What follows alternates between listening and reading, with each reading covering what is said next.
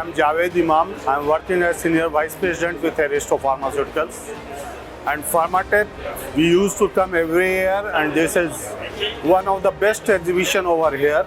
In Chandigarh, especially North India, if you see, most of the manufacturers all over from India and abroad are exhibiting their machines.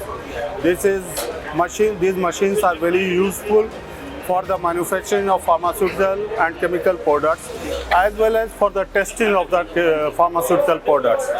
And thus gives us the knowledge how we can improve about our production capacity, machineries and qualities.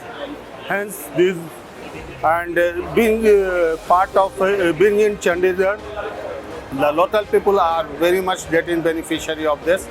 That's all. Thank you.